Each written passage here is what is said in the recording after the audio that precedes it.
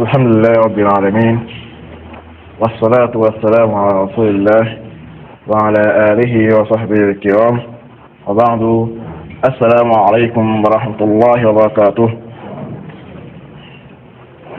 Inch'Allah tabaraka wa ta'ala, nous allons continuer avec la lecture de notre livre sur les erreurs fréquentes dans la prière. La fois passée, on s'était arrêté au niveau de la sixième erreur citée par l'auteur, au niveau de la position debout. Il a dit التساهل في تكبيرة الإحرام أو المبالغة في التكبيرة. Il dit la négligence ou l'exagération dans le takbirat al-ihram.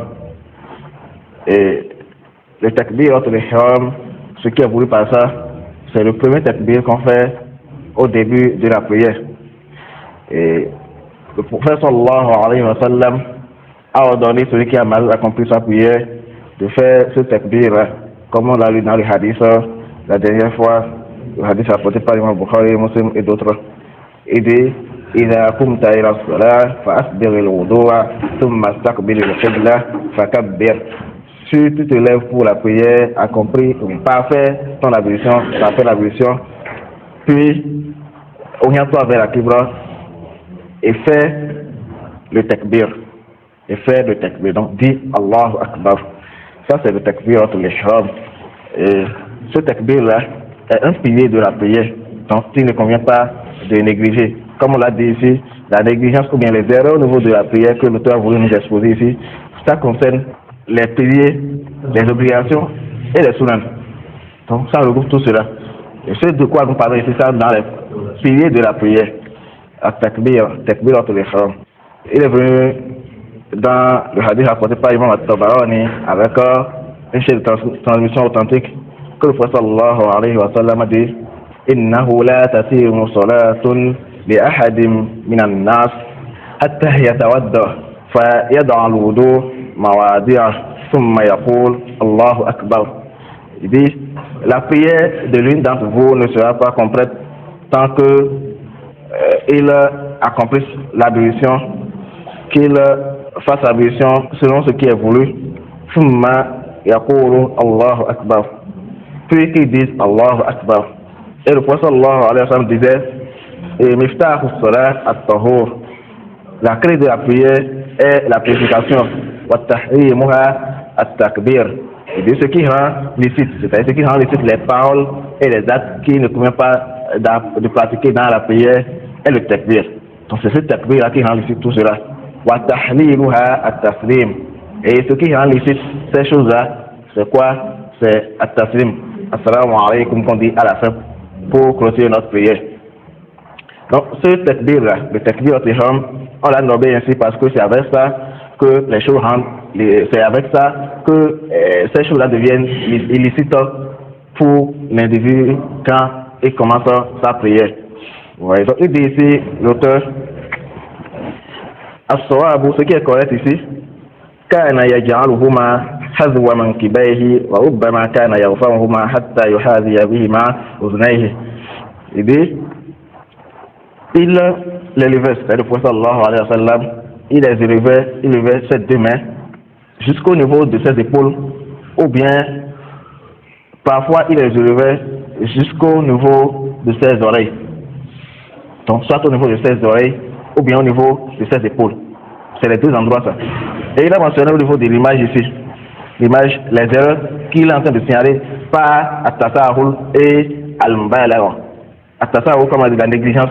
D'autres personnes le mettent seulement au niveau de leur ventre ici, quelque part ici, qui n'atteint pas l'épaule, D'autres le font et ils mettent ça jusqu'au niveau de leur tête ici, jusqu'en haut. Les deux mains sont jusqu'en haut, ça dépasse même la tête. Ça, c'est les variations dont l'auteur nous parle ici. Donc, ça peut rester ici au niveau de l'épaule ou bien au niveau de l'oreille. Donc, dans l'intervalle là, c'est déjà bien. Alhamdulillah. Donc ça c'est le niveau normal de nos mains au niveau de takbir. Maintenant par rapport au takbir même, il se trouve certaines erreurs, nous avons déjà mentionné ça quand nous avons intervenu ici sur certains sujets. Il y a le fait par exemple de se sauter. D'autres personnes en voulant faire le takbir, ils se sautent avant de faire le takbir. Tout ça, il n'a pas de preuve à propos. Le takbir, c'est simplement ce que vous voyez là, vous restez debout normalement et vous levez vos mains au niveau dont nous avons parlé. Mais quant à se sauter jusqu'à ce qu'on reste sur la pointe de pied, hein, les orteils ici, pour faire le takbir, tout cela, il n'a pas de source à propos. Il n'a pas de source à propos. On reste tranquille. D'autres personnes, ils se durcissent. Ils se durcissent enfin pour faire le takbir entre les femmes. Donc, vous voyez, ils se durcissent. Ça, c'est les choses qu'Allah ne nous a pas obligées dans la religion. Simplement comme ça. On reste simple, on fait notre takbir. C'est déjà suffisant. Vous voyez. Il y a aussi, au niveau de la prononciation de Allahu Akbar, nous avons mentionné quelques erreurs en temps à propos. Le fait que d'autres personnes disent Allahu Akbar. Vous voyez, Allahu Akbar. C'est Allah qui était là. On ne connaît pas une règle de tajwid même. Même au niveau de ça, on n'a pas droit à appliquer le tajwid, des règles de tajwid. Mais si on disait même que c'est permis d'appliquer le tajwid dans cela, parce que le tajwid, comme nous avons déjà dit plusieurs fois, c'est venu par rapport au Coran et non par rapport à la langue arabe, le fait de parler simplement ou bien de faire des invocations. On ne fait pas le tajwid qui est venu par rapport au Coran. Le tajwid est venu spécialement par rapport au Coran. Donc, en voulant faire Allahu Akbar, le fait que d'autres allongent cela et dépasse ce qui est mad tabi'in. Le mad tabi'in, c'est le fait de tirer deux fois. Quand ça dépasse cela ici, c'est déjà une erreur. Maintenant, même si on suppose même qu'on veut appliquer la règle de tajwid, ici, on n'a aucune règle, à ma connaissance, qui permet ici de dire Allahu Akbar, Allah, et d'effacer le tabi'in. Le tabi'in, ça veut dire deux fois, qui a là-bas les deux lettres. Donc c'est Allahu Akbar. Allahu Akbar. C'est ça qui est venu à propos du takbir. D'autres, c'est au niveau de la fin, ça c'est au niveau du Allah, d'autres c'est au niveau de Akbar. Ils disent Allahu Akbar. Bar. Le fait de dire Allahu Akbar, le bar, c'est une erreur. Ça fait que, ici, ça a un autre sens. On change totalement le sens à la phrase. Nous avons dit Akbar, ici, c'est le sens de quoi? Le tam-tam, le tambour. Quand on dit Allahu Akbar, on veut dire en réalité que Allah est un tambour. Alors qu'il suffit de dire Allahu Akbar, c'est Ba Fatihaba, Ra est venu à la fin. C'est bon? Donc Allahu Akbar, et non Allahu Akbar, et la fesse s'approche déjà. Vous allez entendre ça au niveau de la place de Aïd. Quand les gens prononcent les takbirat, d'abord le fait de prononcer ça en groupe comme ils le font, c'est pas correct, mais au niveau de la parole, il y a aussi des erreurs. Quand il dit Allahu Akbar, Allahu Akbar, ça c'est une erreur. Ils sont en train de dire Allah est un tambour. Subhanallah.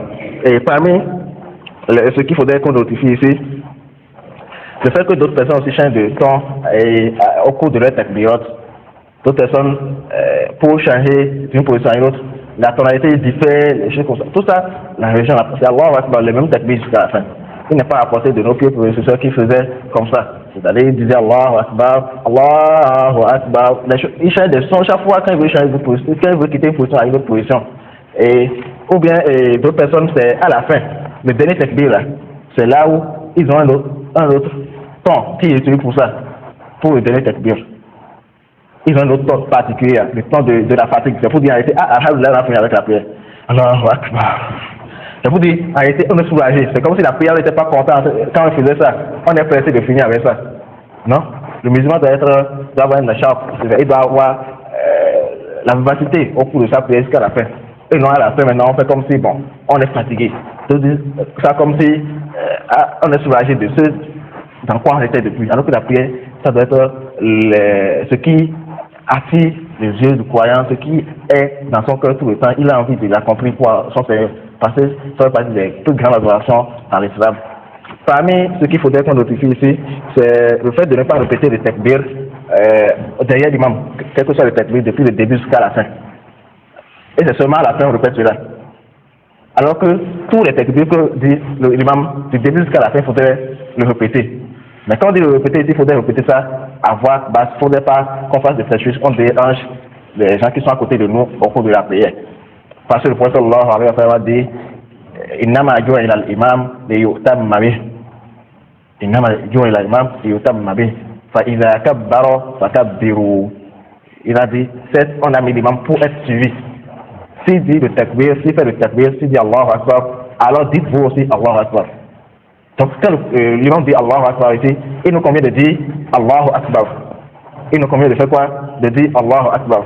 comme le prophète sallallahu alayhi wa sallam a indiqué dans le hadith. Et cela, ce qu'on peut dire à propos, c'est une obligation en réalité de répéter ça, comme le hadith a été créé ici.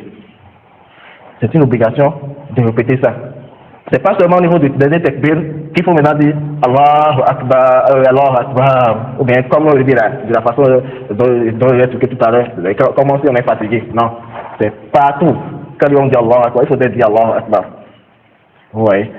Et donc, là, nous enseigne et qui nous donne la bonne compréhension de sa religion et qu'il nous fasse profiter de cette compréhension dans ce vraiment et dans l'au-delà. سبحانك اللهم وبحمدك اشهد ان لا اله الا انت استغفرك واتوب اليك